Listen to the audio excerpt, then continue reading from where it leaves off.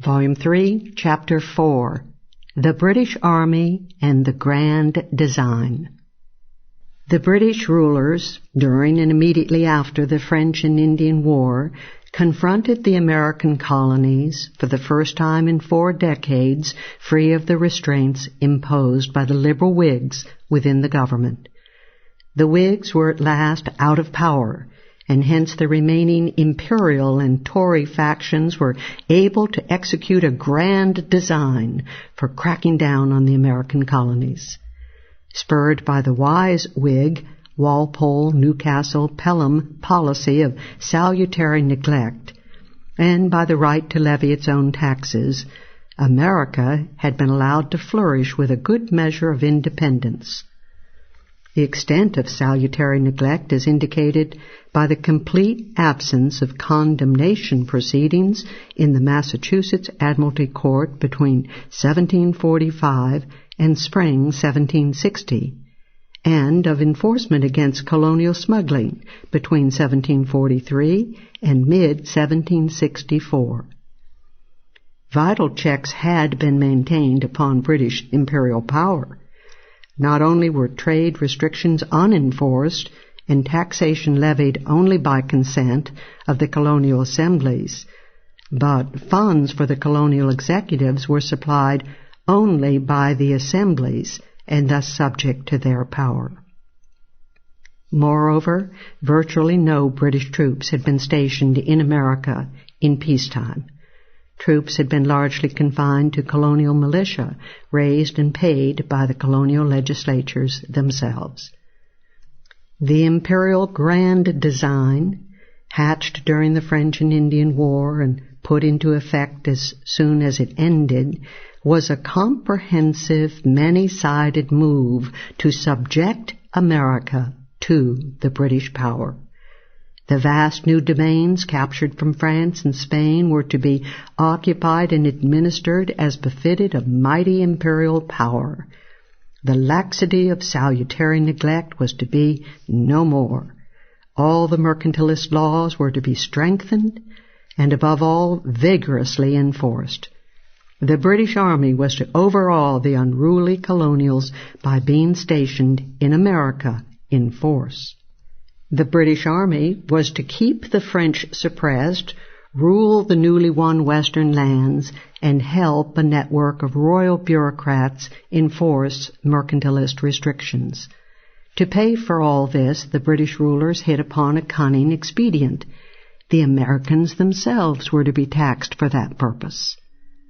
Thus, the fractious Americans were to be forced to pay for their own suffering, to supply the funds to finance soldiers and customs agents who would enforce restrictions and taxes upon them. And a vast increase in the royal bureaucracy and the peacetime military would thus be established without imposing new levies on the already war-burdened English taxpayer. The Americans would thus be caught in a vicious circle of tyranny. The British Army was to be stationed in America, largely to enforce unwelcome regulations and taxes upon them, while the major excuse for the unpopular taxes was to pay for the selfsame army. It was a clever scheme for the English imperial power, but the American colonists were not as enchanted with the new dispensation. Somehow the British argument that it was no more than justice for Americans to support the army that liberated them from the French threat failed to impress the Americans. On the contrary, Americans, especially after the first phase of the war for the Ohio Valley, tended to regard the French and Indian War as a war for Britain and not for themselves. The crushing of Canada wasted American resources, oppressed and conscripted Americans, and wrecked their trade with Canada, all to redound to British imperial glory and the profits of London merchants. Furthermore, Americans reasoned that with the French conquered and the Indians crushed, the post-war need for a British standing army was far less, not greater, than before. They could only regard the large new standing army of British regulars as a permanent instrument of oppression. and the events of the Pontiac Rebellion and the Proclamation line only convinced the Americans of, one, the ineptitude of the British troops as protectors, and two, the use of the Army to prohibit American settlement of the tempting virgin lands of the Ohio Valley.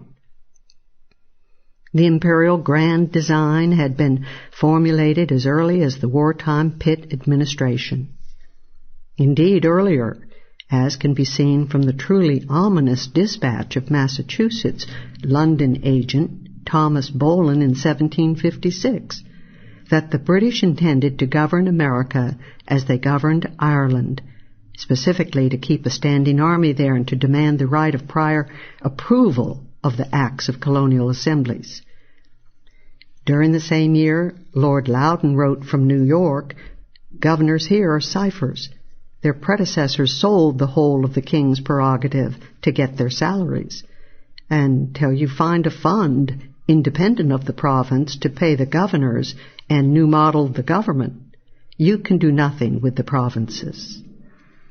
For Pitt, conquest and retention of North America were to be logically accompanied by the imposition of imperial power, the ending of salutary neglect, and the stationing of an army in America. Butte, Bedford, and Grenville all had similar designs, and they envisioned Benjamin Franklin as the head of a new overall central government in America. Pitt ordered enforcement of the Trade Acts in 1760, and when Newcastle resigned in mid-1761, the latter wisely wrote that, "I shall certainly in and out of office oppose the continuation of the militia in any shape, at least after the war is ended. I shall oppose any alteration that may be proposed of received usage and practice with regard to our settlements in America." Presumably, Newcastle was referring to salutary neglect. During the regime of Lord Bute, the imperial design made further strides. Bute and Parliament made a preliminary decision for a large peacetime standing army in America, which Bute planned to force the colonies to support. A new Customs Act pushed by Grenville as First Lord of the Admiralty encouraged British sailors to harass smuggling by promising them shares of the booty from condemned vessels. The final decision to station troops in America after the war was made by the imperialist Earl of Egremont, brother-in-law of George Grenville and Secretary of State for the Southern Department, and by Welbore Ellis, Secretary of War and a follower of Henry Fox. Egremont and Ellis decided in December 1762 that 12,000 troops would be stationed in America as a regular standing army, and that the Americans would be forced to pay for its support. The decision was based on the model of Ireland, where the Irish Parliament had been compelled by England to pay for the Redcoat Army that kept Ireland in subjection. As liberals and opponents of strong imperial and royal power, Newcastle and the Whigs strongly opposed the large army. The crucial debate on the scheme took place in March 1763, when the army budget was submitted to Parliament, somewhat reduced to appease the instinctively liberal country gentry who tended to oppose expansion of government power and of the budget. The Whigs argued for a huge slash in the army budget and for withdrawal of all troops from America. They thereby echoed American sentiment. The French were now conquered and the Indians controllable by the colonists themselves. Newcastle charged that such an extensive plan of power and military influence was never thought of before in this country. But the edge of Whig opposition was blunted, as so many times before, by the disruptive influence of Pitt, a maverick out of power whom the Whigs were anxious to bring into unified opposition against the ministry. Pitt, as usual the ultra-militarist and warmonger, attacked the government for not providing a bigger American army. Pitt called for bigger and better military budgets, attacked the permanent disarmament desired by Walpole and Newcastle, and looked forward with relish to imminent renewal of war with France, a country displaying the ill grace to continue in existence. As a partial and immediate means to pay for this extra expense, Bute introduced a domestic excise tax on cider, along with his army budget. The cider tax extended the enforcement of the excise from retail shops to private English homes. Cider was produced by the West Country, the great center of an instinctively liberal country gentry. Here was an issue of basic English liberties, both personal and economic, on which the Whigs could unite with the country gentry in powerful opposition. William Pitt, though happy enough when in power to impose an excise on beer and general warrants against dissenters, was now willing to join with the London merchants, Earl Temple, the Whigs, and the West Country gentry in bitter opposition to the tax on cider. The City of London was vehement in opposition, and the Lord Mayor, the Aldermen, and the Common Council of London vigorously and repeatedly instructed their representatives in Parliament to oppose the tax. This pressure was characterized by a contemporary observer as a proceeding which, though by no means illegal or blamable, has no precedent that we can recollect. The tax on cider was able to pass in Parliament despite the opposing coalition, but its lasting significance for America was the depth of the popular and ideological opposition that it engendered in England. Leading the opposition was John Wilkes' North Britain, which distributed widely and popularized the great slogan, "Liberty, property, and no excise." Throughout the West Country, the people rose in virtual rebellion, demonstrating, marching, resisting, and setting a welcome and instructive example eagerly observed by American colonists. Church bells were stilled. Thousands marched in bereavement, bearing symbols of freedom and mourning. And Lord Bute, throughout the West Country, was hung in effigy. Large bonfires consumed effigies of Bute, and freeholder meetings of protest were held in towns and counties. Above all, the people refused to pay the tax and set upon the hated tax collectors. The government proceeded to send an army to the West Country to subdue the people, but it was finally forced to repeal the provocative tax 2 years later. With the West Country in virtual rebellion, Lord Bute was forced to resign as Prime Minister at the beginning of April 1763. Bute was succeeded by George Grenville. Grenville's brother-in-law, the Earl of Egremont, continued as Secretary of State, and Charles Jenkinson, Secretary to Lord Bute. The Earl of Halifax and the Earl of Shelburne took prominent roles in the new administration, the last as President of the Board of Trade. The Crown did no better with the crucial part of the financing of the troops, the plan to tax the colonies. For the first time, a tax was to be imposed on the colonists in violation of the ancient English principle of taxation only when approved by representatives of the public. Spark-plug of the plan was Charles Townshend, a highly conservative Whig who had been Secretary of War during 1761-62.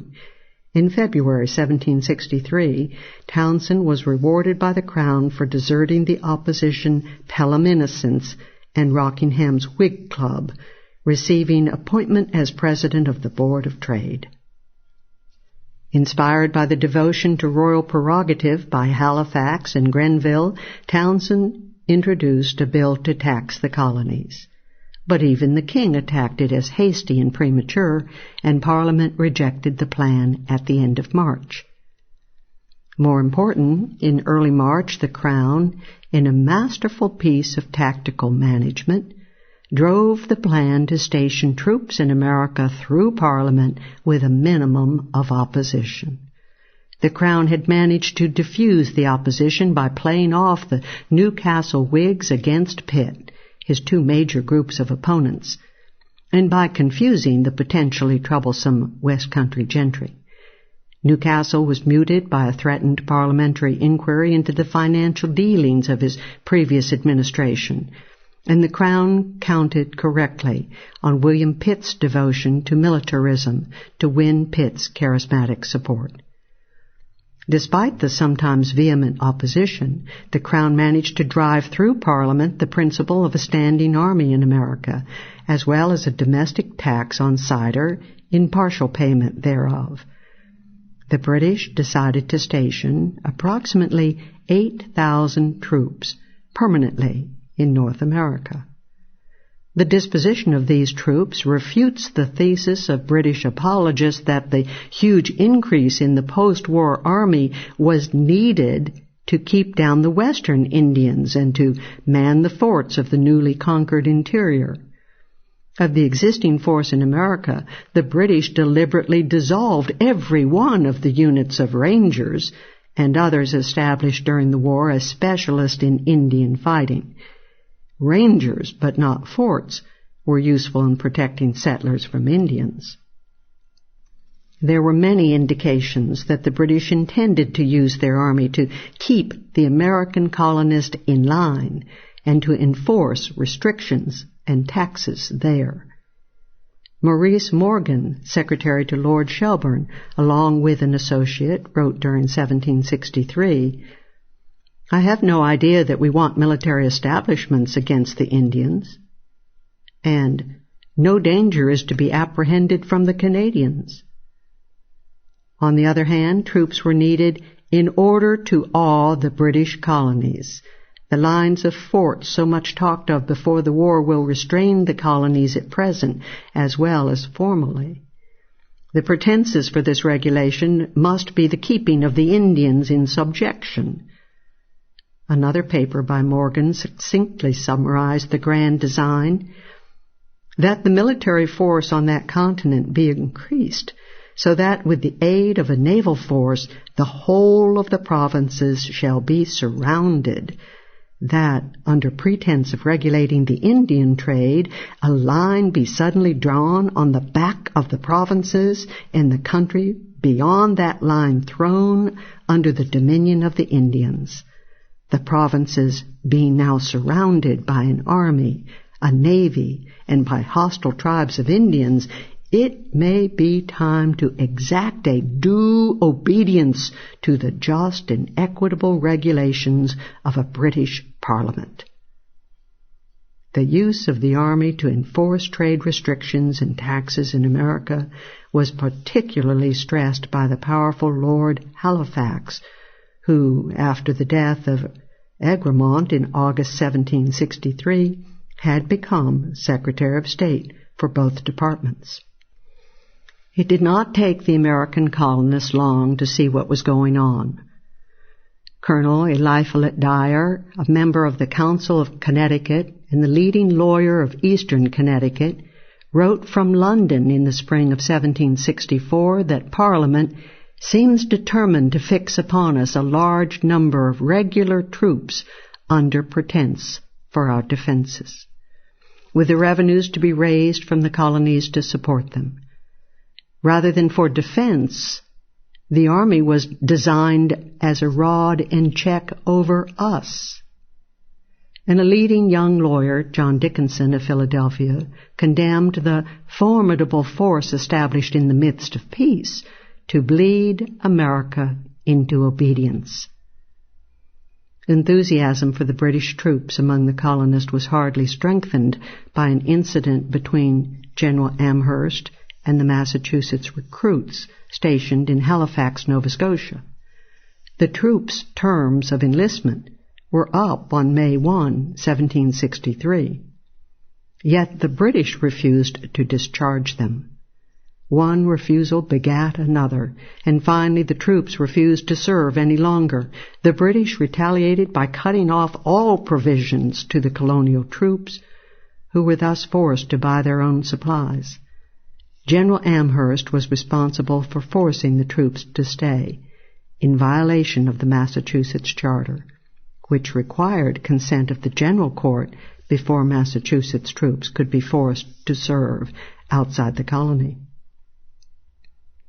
Since the beginning of the French and Indian War, there had been an appointed Commander-in-Chief of the British Armed Forces in America, and now, in mid-1763, the Board of Trade recommended that the Commander-in-Chief also be made military governor of the Western Territory. The commander, who after 1763 was General Thomas Gage, was also in charge of Western Indian affairs. To Newcastle, this military regime portended an upheaval in the colonies, which would expect a similar fate to descend upon them.